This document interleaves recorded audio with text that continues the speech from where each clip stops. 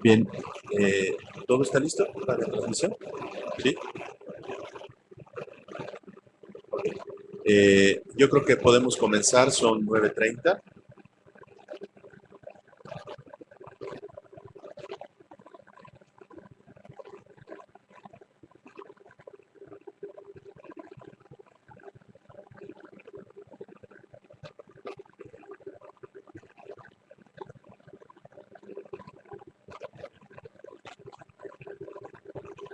En la mesa del día de hoy por la mañana toca el turno a Laura Falcón y a Claudia Blanco. Va a tomar primero la palabra Laura. Laura Falcón es psiquiatra, performer y poeta y trabaja en el marco de las actividades de la Escuela Canina de Psicoanálisis. Entonces, sin más preámbulo, le doy la palabra. Bueno, este trabajo es un trabajo que está en proceso, recién empecé a investigar y le llamé la performance como política y poética de los cuerpos. Nos planteamos la hipótesis de que el arte de la performance da cuenta de diferencias subjetivas según las condiciones materiales e históricas de las que emerge. Así, en la mal llamada América Latina, siguiendo a Mignolo, la idea de América Latina, el peso de la experiencia de los cuerpos en relación a las dificultades económicas y políticas se hará ver, oír en las acciones performáticas. Como ejemplo, un video de Ligia Clark. Ligia Clark es una performer brasilera que trabajó con Oiticica, crearon el movimiento Neocentro, se dedicaron al arte subjetivo y orgánico.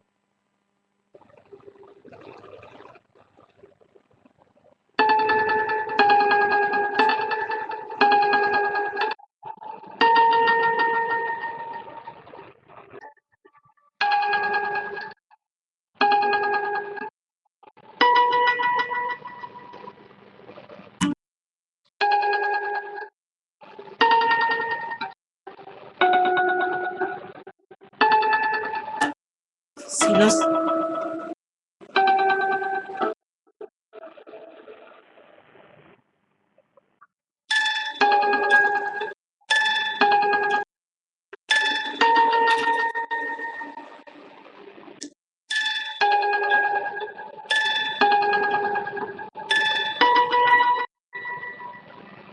es un pedazo.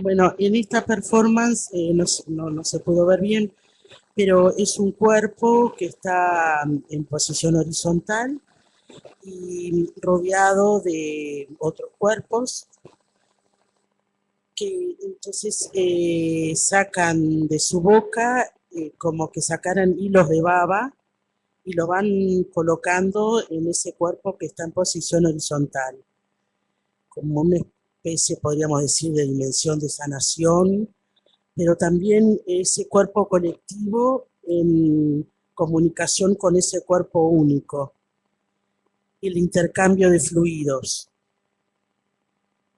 Esto entra en resonancia con el llamado movimiento antropofágico, que según Melissa Mota refiere, el razonamiento caníbal fue retomado y metaforizado por un grupo de artistas brasileños que buscó devorar lo mejor de su cultura y de la modernidad europea, en un intento de separarse de la costumbre decimonómica de imitar las tendencias occidentales. Aparecerán formas de protesta y denuncia donde más que en el campo de la metáfora, estamos ante una realidad experiencia que el cuerpo buscará denunciar, performar. El arte de acción o el arte de la performance surgió entre los años 50 y 60 después de la Segunda Guerra Mundial. Se destacan inicialmente artistas como Yves Klein y Lucio Fontana, y surge el conceptualismo donde el artista es sujeto y objeto a la vez. Más tarde, Chris Burden intentará revertir el destino, según palabras de él, y refiere: mis performances son una manera de controlar el destino, afrontando y prefabricando los horribles acontecimientos que invaden nuestras vidas. Tengo la ilusión de usurpar la volubilidad del destino. Esto es importante, es un artista americano, y un poco para la diferencia entre los artistas latinoamericanos.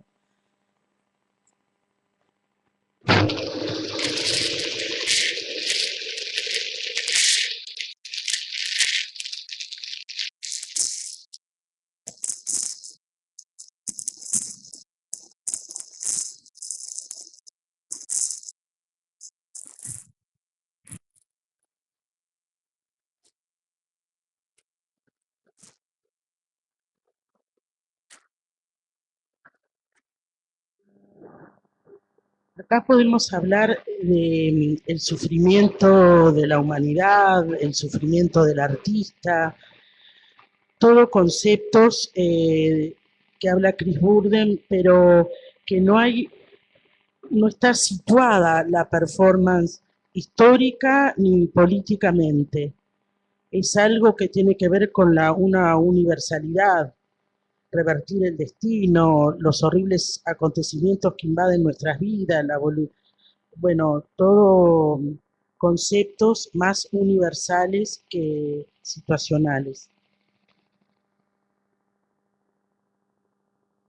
A su vez, pone en evidencia el acto de performar sufrimiento. Acá vamos a hablar ahora después de Clemente Padín. En América Latina surgen en la década del 50 artistas como Alejandro Jodorowsky en Chile, Flavio de Carvalho en Brasil, Alberto Greco en Argentina. Greco, quien encerraba a la gente en círculos de tiza y los proclamaba estatuas vivientes. Greco, que en su manifiesto dito del arte vivo propondrá: el arte vivo es la aventura de lo real. El artista enseñará a ver no con el cuadro, sino con el dedo. Enseñará a ver nuevamente aquello que sucede en la calle. El arte vivo busca el objeto, pero al objeto encontrado lo deja en su lugar, no lo transforma, no lo mejora, no lo lleva a la galería de arte. El arte vivo es contemplación y comunicación directa. Quiere terminar con la premeditación, que significa galería y muestra. Debemos meternos en contacto con los elementos vivos de nuestra realidad. Movimiento, tiempo, gente, conversaciones, olores, lugares y situaciones. Arte vivo, movimiento dito. En este sentido, trabajan Leandro Soto en Cuba y en Uruguay Clemente Padín. En Europa, en estos momentos, surgía el happening, el accionismo vienés y el movimiento Fluxus. Podemos poner un poquito la de Padín.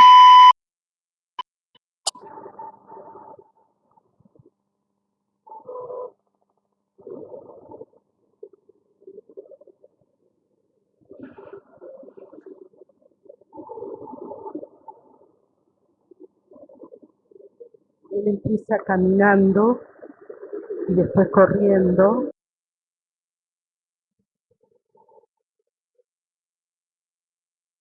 Vamos a adelantar un poquito porque es bastante larga. Es uruguayo.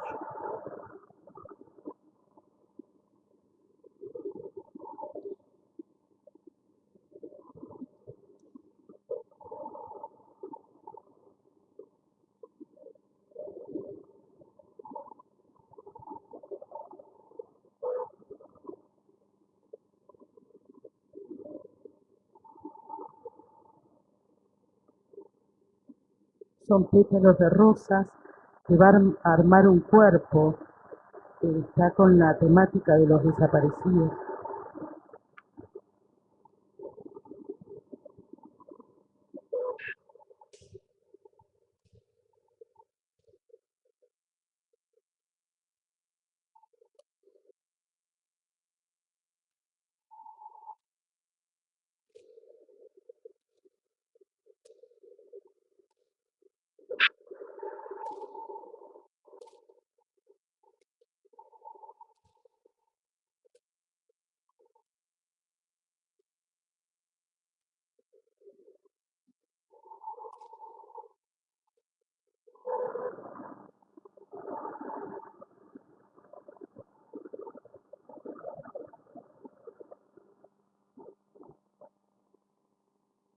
Un poquito más, no, pasar un poquito.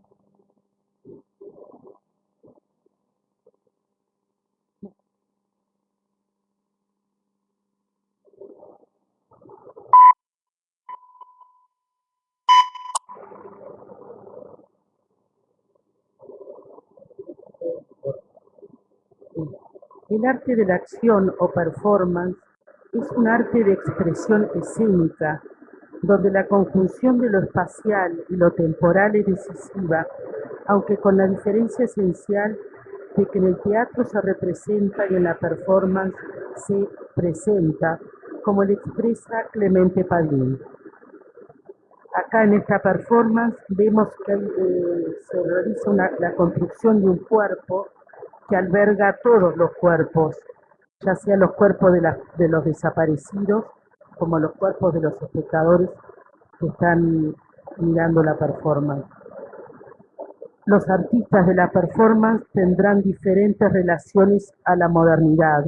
Habrá quienes la cuestionan en sus paradigmas y quienes, como Padín, de raíz marxista, como muy bien lo señala Martín Palacio Gamboa, ubica la performance en el nivel de la superestructura y desde ahí buscará visibilizar las injusticias del sistema a través de lo que Gamboa llama artivismo, activismo político a través del arte. Se dedicó a la poesía experimental, Clemente Padín, ya que estas búsquedas poético-políticas fue que lo llevaron a trabajar en la poesía experimental. Es una poesía que sale de la razón moderna. Para solo tomar otro ejemplo, el hilo conductor de las performances realizadas por la mexicana Lorena Wolfer ha sido el cuerpo femenino, convertido en un sitio desde el cual es posible abordar, comentar y denunciar fenómenos sociales y políticos en el que cada elemento tiene un significado específico. La posibilidad de llevar su cuerpo al límite a través de la sangre hace que su trabajo se entronque con el de Marina Abramovich.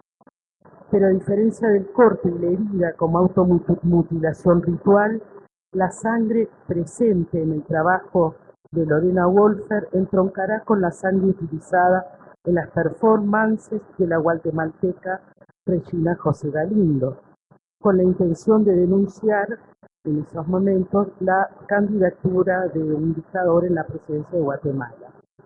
Galindo, vestida de negro, se presentó con una palangana llena de sangre en la que mojaba sus pies a cada paso.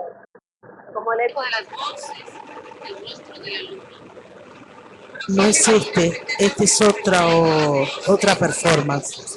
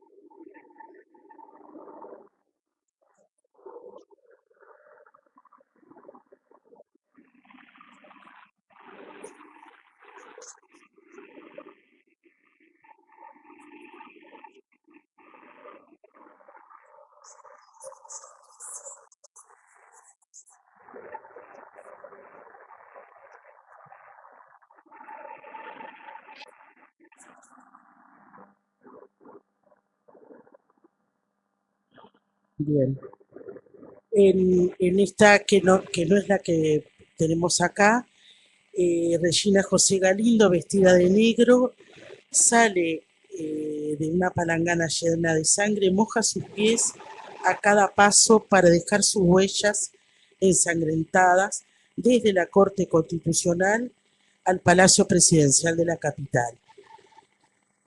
Este fundamento político como líquido que resignifica, resimboliza y recontextualiza, se pone y expone el cuerpo y su subjetividad. En Uruguay surge el arte inobjetal a fines de los 60 que creaba sus obras mediante el lenguaje de la acción.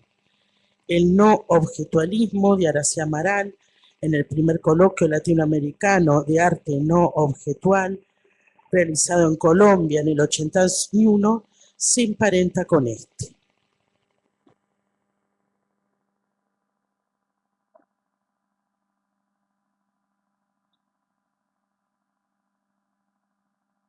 Parece posible afirmar que las acciones que singularizan el no objetualismo en Latinoamérica respecto de las demás realizadas de los años 60 en Europa y los Estados Unidos son las propuestas en que emerge integrada la creatividad, la connotación política en sentido amplio.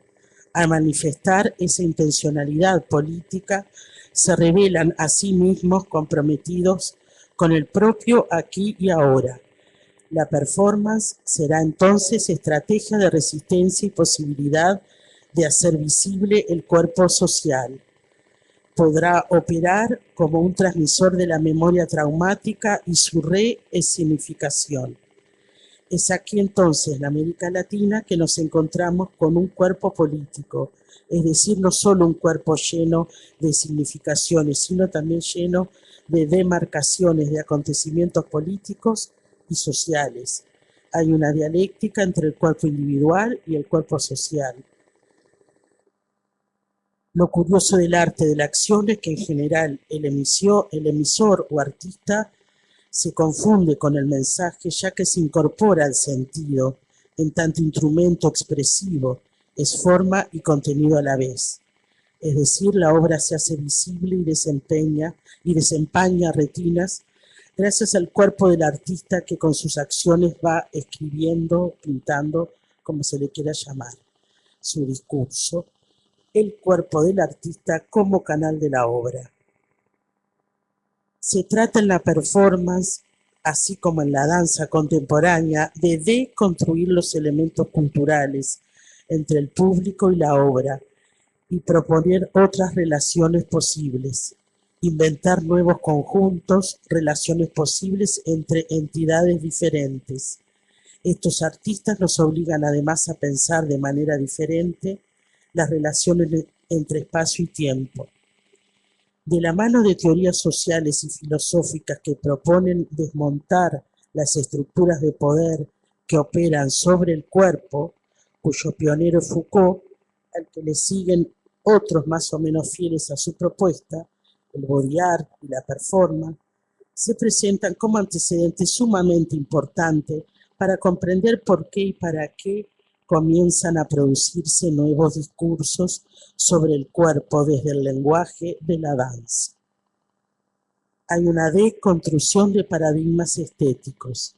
Se trata de propuestas artísticas que, además de cuestionar las características inherentes a lo artístico, desmontan la idea de obra como producto y los parámetros estéticos evaluativos dominantes que proponen una asociación entre arte y belleza, arte y placer estético, que más que abrir, limita las posibilidades y potencialidades de la expresión y comunicación.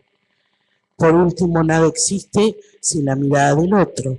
El otro puede ser quien comparte el espacio de la escena, o puede ser quien está sentado en la oscuridad observando. Se trabaja sobre la singularidad del otro, sobre su excepcionalidad, así como sobre qué elementos coercionan y normatizan al cuerpo.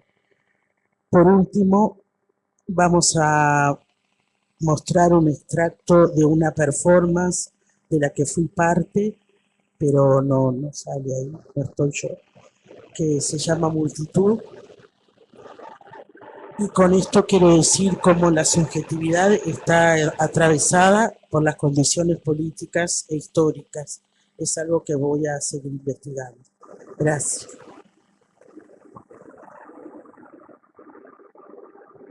Esto fue en Montevideo, Multitud de Tamara Cubas.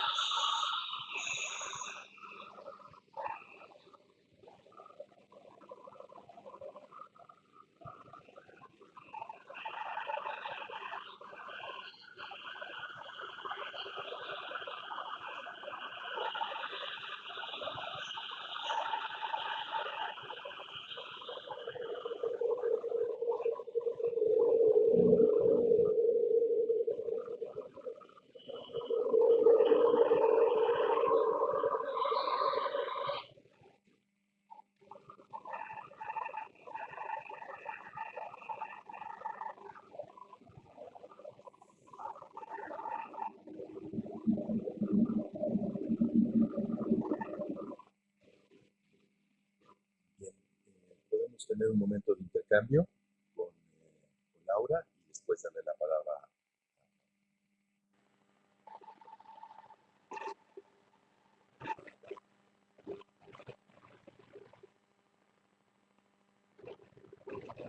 María, pon micrófono para que la transmisión pueda quedar registrada la intervención. En relación a lo que ustedes hablan del tiempo y el espacio, el tiempo es un tiempo efímero, se repiten las performances, supongo que las primeras que estaban filmadas, ahora sí, o sea que hay un registro de todo este trabajo, y los espacios aparecen por lo menos en estas como espacios que se necesita un público, la mirada del otro, espacios públicos donde hay una invitación a un público. Claro, Espacios grandes. y siempre se presentan de manera diferente las performances. Multitud siempre es diferente. Es en ese momento y desaparece. Eso es con lo que hablaba del tiempo. Sí, y el espacio puede ser espacios públicos. Por lo general es en espacios públicos, cualquier espacio.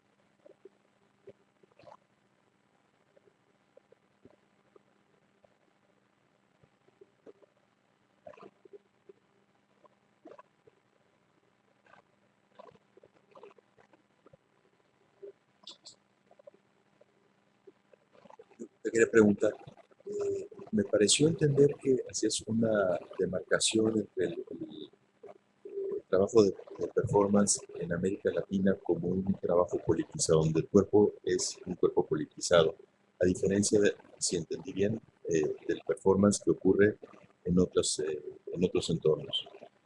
No me resulta tan clara esa diferencia, si es que eso es lo que planteaba. Que no es tan clara la diferencia, porque hay latinoamericanos que trabajan temas universales y bueno, y europeos, temas situados política históricamente. Es algo que estoy investigando, sí, pero no es tan así. No es que sur es los latinoamericanos es una cosa y Europa es un poco investigado. Sí. Sí, porque en particular Fluxus tiene una carga política muy importante, ¿no?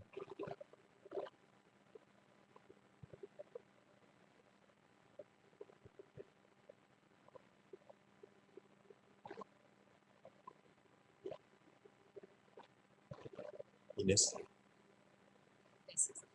Que preguntó María, me remite a cosas que estoy tratando de pensar del cine, donde ella tenía una cantidad de acciones que uno les podría poner nombres ahora a posteriori. Por ejemplo, la poeta Elsa Cross, cuando la trataba de describir, decía, el cielo era un happening permanente. Después tenía acciones, como por ejemplo, me contaba un amigo que un día va por la Ciudad de México, está atascado de tránsito en un lugar y en una hora que no corresponde, digamos, que le llama la atención. Cuando llega al lugar que está deteniendo el tránsito, está el monumento José Artigas, que es el héroe nacional de Uruguay, y me dice, seguramente era una fecha patria, y ella lo estaba marcando haciendo un baile y tirando flores, pero no había invitación formal como hay ahora en las performances. Estamos hablando de los años fines de los 70, una cosa así. Y bueno, no voy a continuar diciendo acciones del tipo que ella hacía. Entonces, bueno, es una performance avant la lettre. Ella era un happening permanente. Ella estaba en eso siempre, es decir, su vida era así. Eran espacios públicos. Esto, ¿no? De qué manera se presenta la acción para los otros, ¿no? Hay una invitación formal, si vengan a filmar, vengan a sacar una foto, porque esto tiene este nombre, no sé, me cuestiona, ¿no?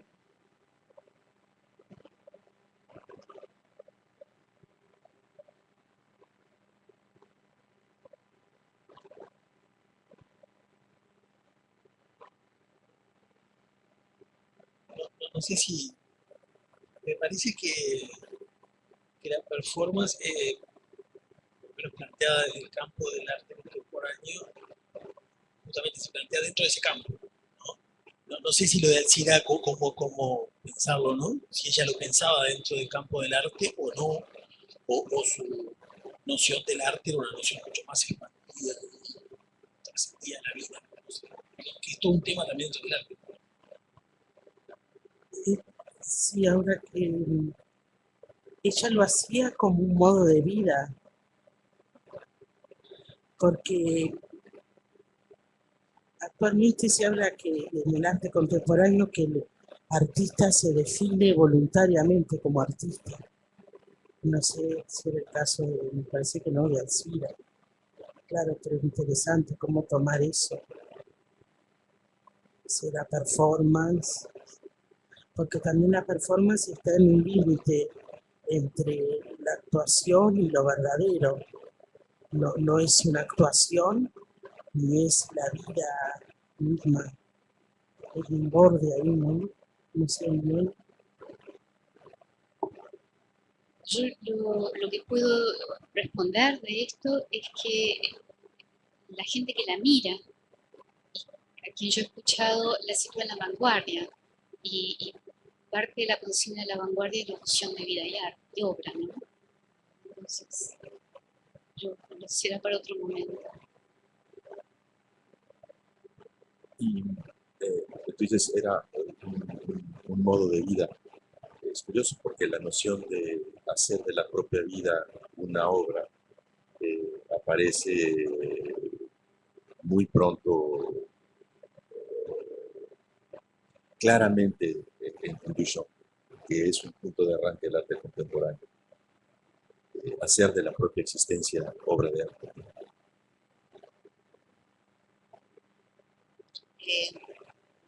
Respecto a lo que planteaban recién, yo lo que veía es que por ahí lo que están planteando como performance tiene un esquema, puede ser repetido con o sin variaciones, pero tiene una estructura, mientras que lo que plantea Alcira a lo mejor no tiene una estructura, sino que tiene un grado de espontaneidad que probablemente ella quedara atravesada por esta forma de expresarse artísticamente, a lo mejor espontáneamente, y no necesariamente dentro de una formalidad, porque seguramente Alcira no repetiría esquemas, como decir, acá reparto poemas y dentro de una semana vuelvo a repartir poemas, sino que a lo mejor espontáneamente frente a las circunstancias se expresaba y encontraba una vía de comunicación con el otro, mientras que en esta performance hay una cierta repetición, incluso aunque en multitud se haga cada vez distinto, tiene un esquema.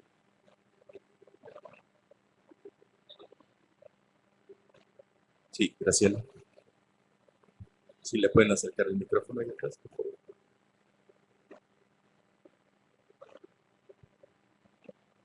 Llegué un poco tarde, discúlpenme, pero bueno, este es un tema que me interesa mucho, porque creo que la performance, te pido por favor que me corrijas si yo me estoy equivocando. A mí me parece que la performance es distinta de aquello que fueron las vanguardias, el happening y los actos llamados surrealistas. Me parece que hay algo de la acción surrealista que era única, que no era repetible, yo que estuve en los últimos tiempos, pude participar en los últimos tiempos del Instituto de Itela, presencié algunos happenings. Y bueno, y pienso, por ejemplo, recién le decía a Castañola, le decía, pienso en Marta Minujín. Ella hace de su vida arte y el arte es su vida. Es una actuación espontánea, podríamos decir. Ella es arte. Y sus obras de arte públicas, que podríamos decir esa cosa efímera de sus cosas que hacía en la calle, por ejemplo. No sé si eran performance, pero tenían esa cosa de lo efímero, ¿no? Entonces es como un antecedente, las vanguardias, me parece, de lo que hoy es la performance. En Buenos Aires, bueno, los años 60 y principios del 70, mediados del 70, esto era muy habitual, ¿no? Estábamos muy influenciados, sobre todo por el surrealismo, me parece. La Marta Minujín dice arte, arte, arte para liberarte.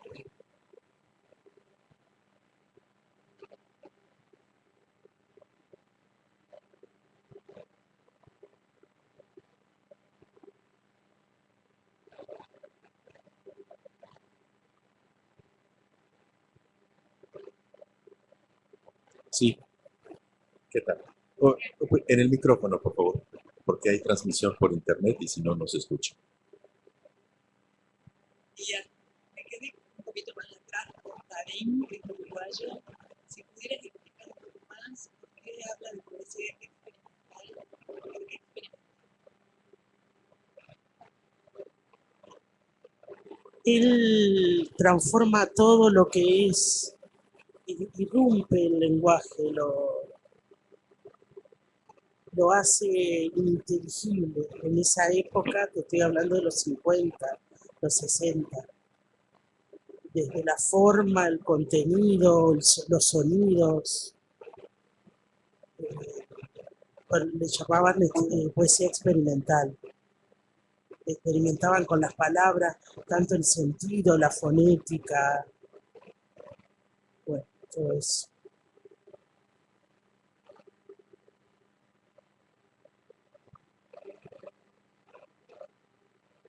Bien, vamos a darle entonces la palabra a Claudia Blanco.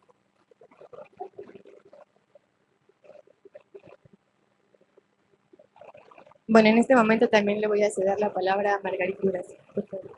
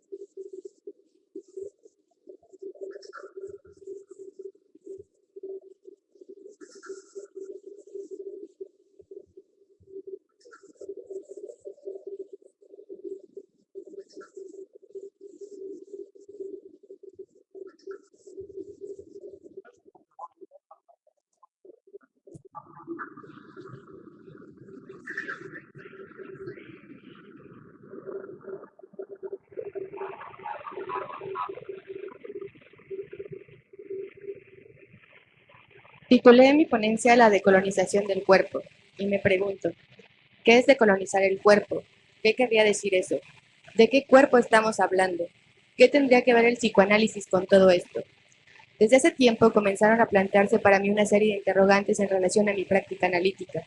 En la Ciudad de México encontramos una gran oferta de instituciones promoviendo maestrías en psicoanálisis, mismas que promueven que al finalizar se obtendrá el título de psicoanalista. Y me pregunto y comparto la pregunta, ¿realmente existe tal título que dé garantía sobre eso? ¿O esto obedece a cierta lógica capitalista y la modernidad hace eco de todo esto? Entonces vayamos dando pequeños pasos. ¿Cuál es la propuesta de los estudios decoloniales? Primer paso, el contexto. Walter Miñolo es un semiólogo argentino y profesor de literatura en la Universidad de Duke en Estados Unidos. Se le conoce como una de las figuras centrales dentro del pensamiento decolonial latinoamericano y como miembro fundador del grupo Modernidad-Colonialidad. Este proyecto fue de los más importantes en el pensamiento crítico en América Latina durante finales del siglo XX y principios del siglo XXI. La tesis que defiende el grupo de Modernidad-Colonialidad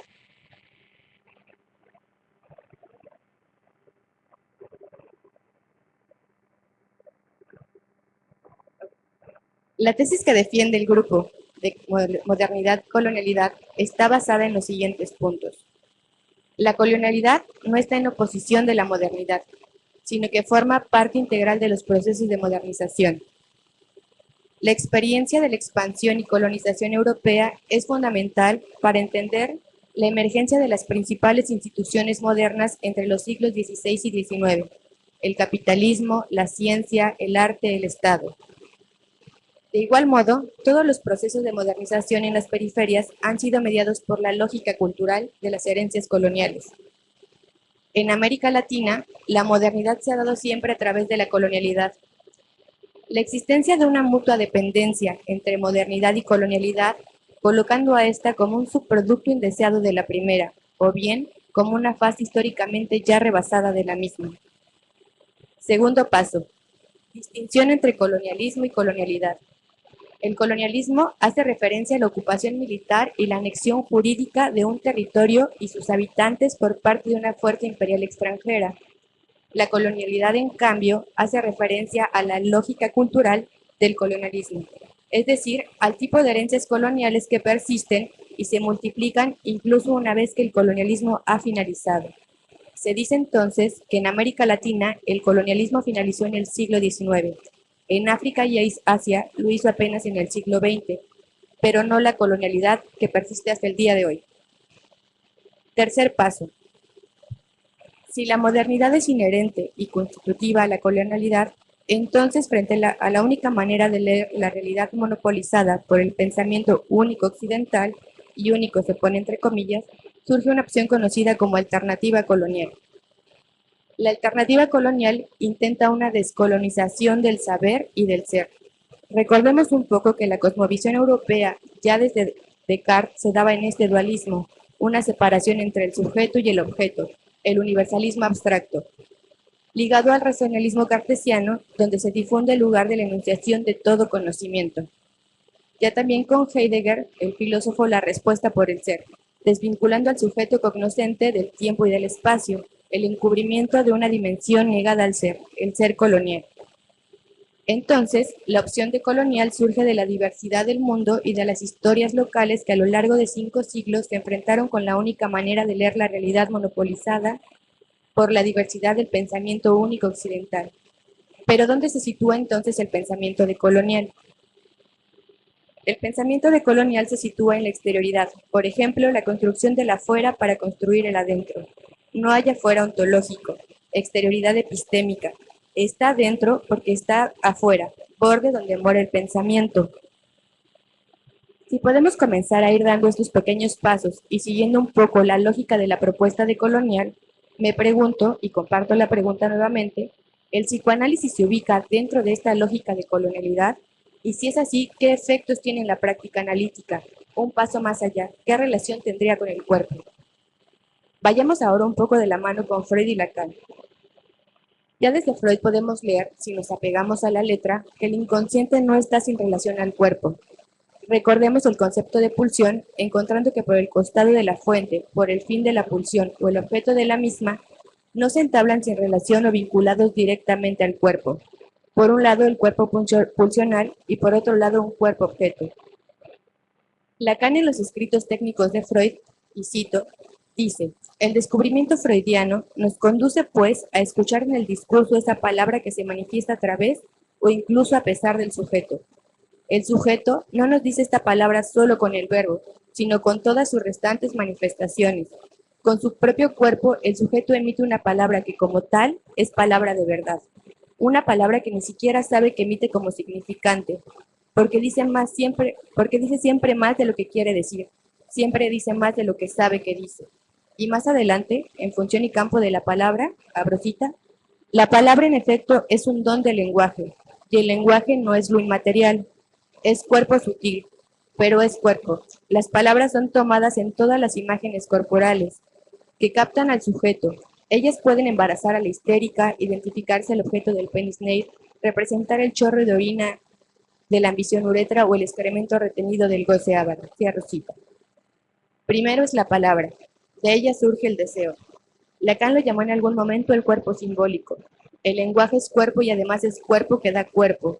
Si el lenguaje es cuerpo, ahora podemos ubicar un poco de qué cuerpo estoy hablando. ¿Será entonces decir la descolonización del lenguaje? Creo que aún sería muy prematuro. Quisiera avanzar un paso más y explicar la razón de por qué todo este rodeo. Otro paso con Lacan y lo de colonial. ¿Qué del pensamiento de colonial tocaría entonces al psicoanálisis? Ya siguiendo a Lacan y recordando un poco el texto de Alush, si nos apegamos al ternario de traducir, transcribir y transliterar, podemos ver que la experiencia analítica va produciendo ya otro modo de racionalidad. El psicoanálisis, por medio de la instalación de un dispositivo, permite un decir otro. Lacan, al ir dando cuenta de la experiencia analítica, ¿no está ya produciendo un corte o un quiebre epistémico? Ya en el argumento que convocó este coloquio, podemos ver que el inconsciente freudiano abre un modo de racionalidad y cito. Freud afirma que la naturaleza de su objeto lo obliga a escribir sobre él, de una manera no científica. Es que el deseo se expresa en una lengua propia, fabricada con fragmentos, retazos resistentes al sentido.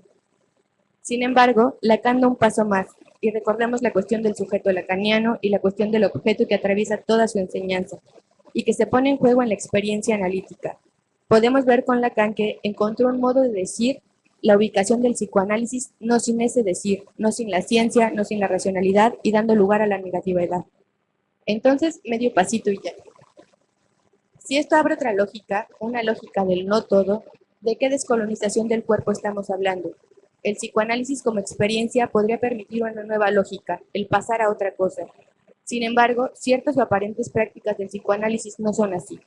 Reconocer desde qué lugar se está hablando, ya que se pone en juego en ciertos discursos, podría permitirnos replantear el lugar que cada uno juega desde su propia práctica. Que no son, aunque sean, que no hablan idiomas sino dialectos, que no profesan religiones sino supersticiones, que no hacen arte sino artesanía, que no practican cultura sino folclore, que no son seres humanos sino recursos humanos, que no tienen cara sino brazos, que no tienen nombre sino número, que no figuran en la historia universal sino en la crónica roja de la prensa local. Los nadie que cuestan menos que la bala que los mata. Gracias, Claudia.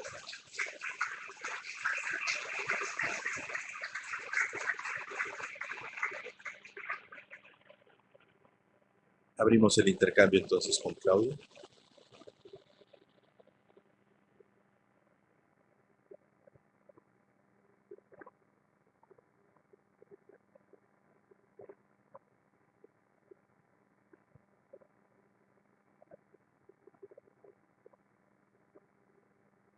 Amén.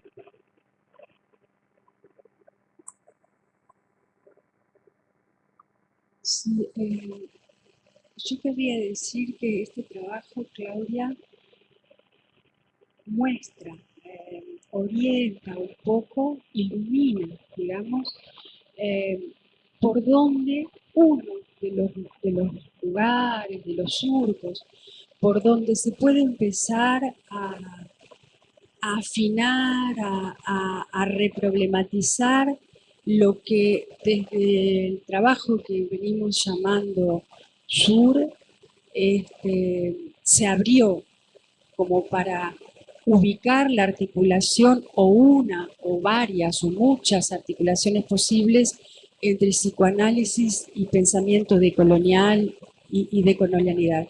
En ese sentido, realmente saludo el trabajo como una indicación, como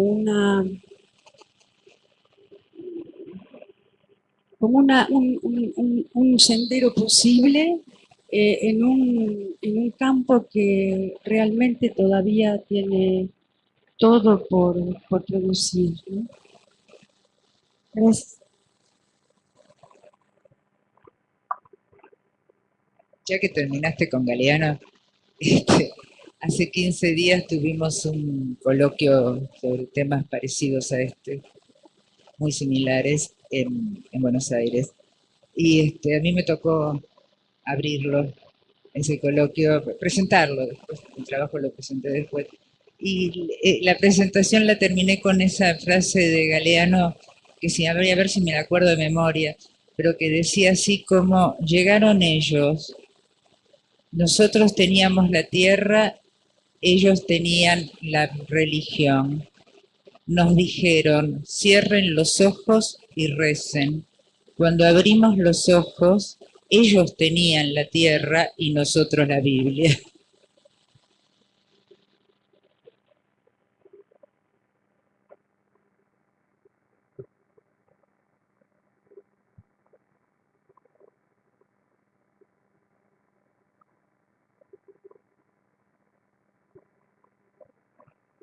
Hay algo que a mí me interesó de lo que fue expuesto y que es cómo no es posible disociar lo que pasa con el cuerpo de lo que está sucediendo con el lenguaje. Y que la pregunta que hace sobre descolonizar el lenguaje incide directamente sobre lo que sucede con los cuerpos.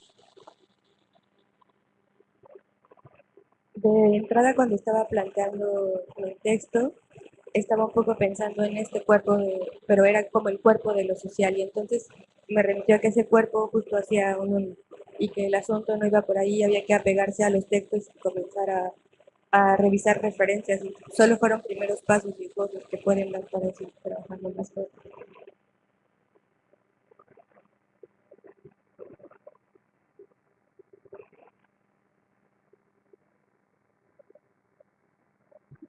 En la misma dirección, lo que decía Manuel, es decir, a mí me tomó esta idea de ligar, de colonizar el cuerpo y de colonizar la lengua, y entonces pensaba justamente en esto bueno, que la obra de Kush es una línea de su producción, que es esta cuestión de diferenciar las lenguas que no diferencian entre el ser y el estar, y las lenguas que sí. Y bueno, nosotros particularmente, justamente, habitamos en una lengua que sí tiene dos verbos diferentes, y se me ocurría quizás, algo a pensar, si el decolonizar la lengua, para quienes practicamos el psicoanálisis en castellano, no pasa tan bien, obviamente no es el único paso, pero por empezar a poder pensar el estar dentro del psicoanálisis, ¿no? Y qué efectos tendría en términos teóricos y doctrinarios como practicantes del psicoanálisis en castellano, pegar un salto con el verbo estar y darle una dimensión que tenga su lugar, digamos, dentro del estatuto teórico del psicoanálisis. La pregunta es, si se hiciera algo, si se entrara en un proyecto de ese tipo, ¿cómo se podría empezar a repensar el cuerpo desde una lógica del estar y no del ser? Lo pienso en dos sentidos. Uno, o sea, ya desde que se da el acto en Lacan, ya no está la cuestión del ser, sino del estar. Y eso tiene ya otra implicación. Entonces, a mí todavía me cuesta un poco de trabajo y hay una confusión entre pasar de un lugar a otro, porque si nos apegamos a los textos de Lacan, entonces Todo eso estaría posibilitado porque por ciertas condiciones en el análisis. Sin embargo, no podemos también dejar de lado que hay una herencia colonial y qué se hace con eso. No sabría todavía, yo no lo sé aún cómo hacer esa articulación.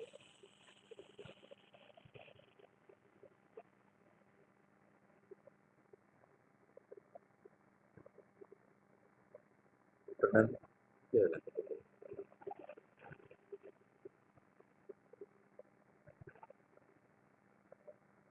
A mí se me hacía una conexión ahí con la obra de ayer de teatro que me gustó mucho, en el momento en que la actriz cambia de lengua, ¿no? Y pasa a hablar aymara o quechua, el impacto que eso produce, que sin duda tiene que ver con la lengua, pero que también, me parece interesante, no es algo inmediatamente subsumible de vuelta a la lengua, sino algo que queda como, casi uno diría, en el cuerpo, ¿no?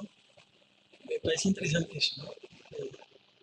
Si bien el cuerpo, sí, el lenguaje también, creo que no es solo, hay una dimensión ahí, que no sé si es del todo subsumible a la lengua, que es mi impresión.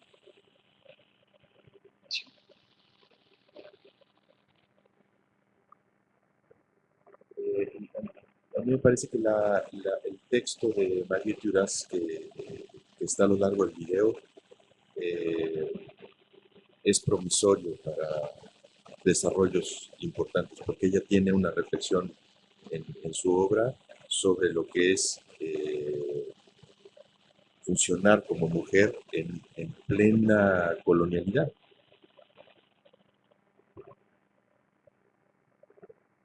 Sí, Marianela Castañeda.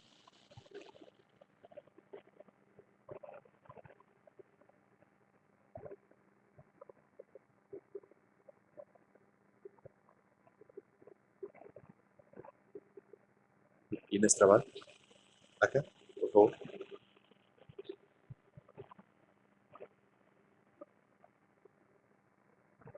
Cuento otra acción artística de Alcira. Cuando Kennedy visitó México, ella se ocupó de llegar a la primera fila de cuando pasaba el auto por alguna avenida y luego contó lo que hizo. Cuando Kennedy pasó, ella le gritó pollón y le importó mucho remarcar que él dio vuelta la cabeza. Pollón, para empezar, está en francés, no es la lengua ni de ella, original, ni de la de Kennedy, pero bueno, estaba la Bahía de los Cochinos. Y entonces está esto de otra colonialidad de Estados Unidos, aquí de América Latina, y lo del cuerpo ahí en primera fila, y la única palabra que dice lo que tiene que decir. Después esto de ser y estar. Yo trataba de pensar y decía, bueno, hay una forma de ser que consiste en estar. Para el tema del desser, es una forma de ser solo estando, ¿no? Que tiene que ver con el lugar del analista. Bueno, solo estando es un exceso, estando. La pregunta es qué es estar.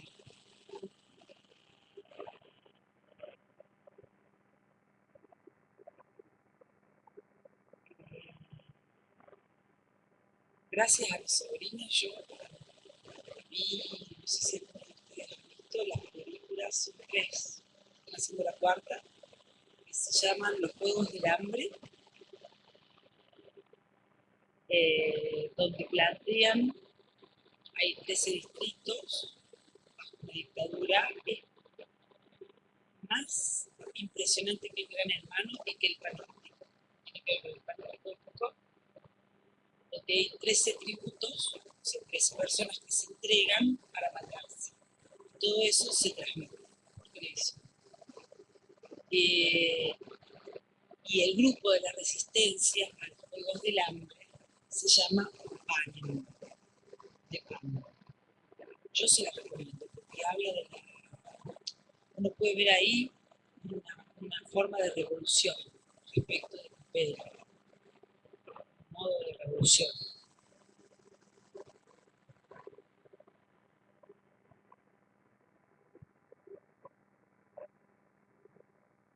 Respecto de la colonización, cómo descolonizarnos traigo estas películas porque uno puede ver cómo hacer una revolución, muestra en estas películas, cómo se puede hacer una revolución desde la resistencia para descolonizarnos del imperio yanqui, del imperio de Hollywood. Por ejemplo, es una película que no ha sido, solamente tuvo un premio y es excelente. El efectos especiales espectaculares. Y yo me pregunto, ¿por qué solo un premio? Y la 1, ya la 2 y la 3.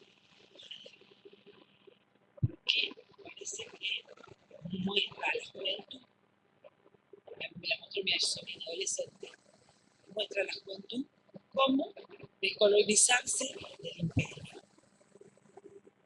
Es una sugerencia.